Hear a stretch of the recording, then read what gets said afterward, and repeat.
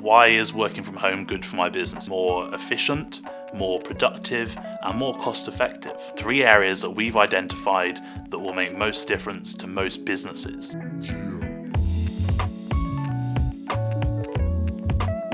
Hello, my name's Jake. Welcome back to the Culture Business YouTube channel. And it's been about a year now since the first lockdown.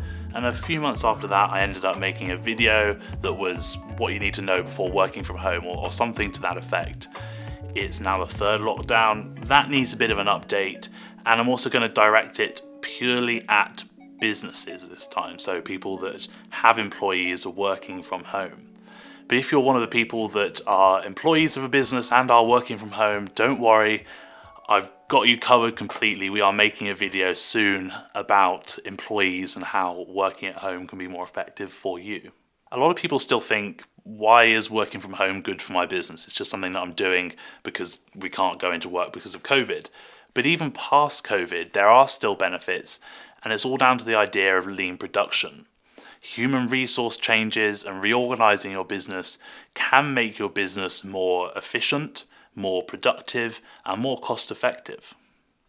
For the eager-eyed among you, you might realize that those 3 concepts do point towards a specific type of business, and this doesn't necessarily mean that you can't work from home, but it might mean that your business isn't geared towards the idea of working from home.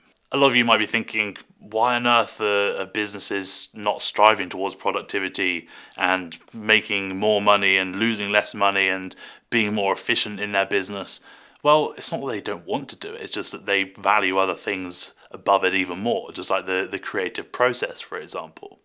You can imagine 5 or so people sitting around in their pajamas in front of a computer screen like, yeah, I think we should do this idea. Yeah, I agree with that. Oh, what about if we think... No, carry on. Compared to the classic 5 or so people in the conference room with a whiteboard out, multiple colours and coffee flowing and ideas springing up, people are willing to invest time and money in that space because the creative process is more important to them. What can go wrong then? I'm going to cover 3 points that an employer of any business with someone working from home should be focusing on as a minimum. Let's start with point number 1 then, which is talent. We think about talent as either the most intelligent people or the people that are better at their job, but in this case it's not strictly that definition. We're looking at people that bring in the most money to the business.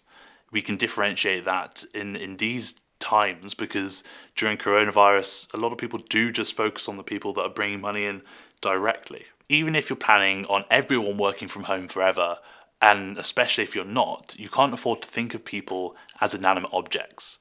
People create connections with other humans and they use others for input for the ideas that 20% of them may use to bring in 80% of the profit. But the problem is, if you neglect those 80% that prop up the 20%, you will A, be limiting their ability to support their income earners, and B, you will be limiting their ability to become the income earners. You want people in your business to be able to develop, to bring you more income, more revenue, more profit. You may be focused on the people that bring in the income directly, but remember, out of sight shouldn't be developed into out of mind. Everything in a business relies on everything else. Everything's in sync. And if that wasn't the case, then why were they in your business to begin with? And why haven't you made them redundant?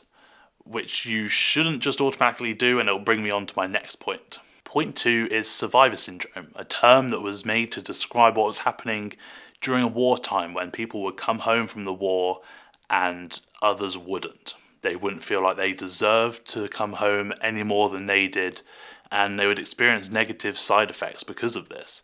This can happen in your business. Mass redundancies do affect the people that stay in the business. Even as I mentioned before, that people are connected to each other in the business, they're not just cogs in the machine.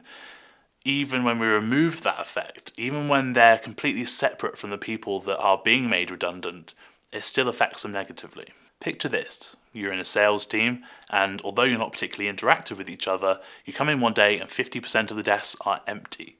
50% of the employees that are the worst performers have been made redundant. How does that make you feel as one of their co-workers? And even if it doesn't make you feel bad, at least it will make you feel, and that will distract you from the work that you should be doing otherwise. So avoid mass redundancies at all costs. And if restructuring is necessary, do it in the most literal sense of the word. Restructure your business rather than just cutting some of it off. Finally, mental and physical well-being. 1/3 of respondents in the 2020 survey from people working from home said that they felt anxious about their job prospects and also isolated in their work environment. Now, your input into that could mean that they are less isolated or reassured that their job isn't in jeopardy. And that short amount of time could potentially have great effects for them. That one small minute or two of investment every day just to say, look, you're doing well and you're not going to lose your job, could mean that they are 10 times more productive in the long run. Aside from being a caring person, your employees are not going to be as effective in their job role if they are feeling anxious or isolated. Work-life balance is blurring so much that it's time to take more of a kaleidoscopic view of business and not just the work when you're at work and be at home when you're at home. To recap, support all staff in your business, even the ones that aren't making the most money directly. They could be supporting the people that do make the money. Everyone is connected in a business. Secondly, mass redundancies should be off the table to avoid survivor syndrome in your business. Don't get rid of people and leave the others to feel guilty while they're working. Finally, take care of mental and physical well-being. Be a decent person and check in with everyone. And even if you're not a decent person, at least you know that people feeling anxious and isolated aren't going to perform as well in their job. So that's it. 3 areas that we've identified that will make most difference to most businesses. And although things are a bit up and down at the moment, no one can really say where things are going, investing in the human side of the business will enable a strong core for the future, whatever you do. So if you like this video, go below and like this video. Comment if you want to talk about it a bit more. And we are posting every Tuesday and Thursday now, so make sure to subscribe and not miss a single video.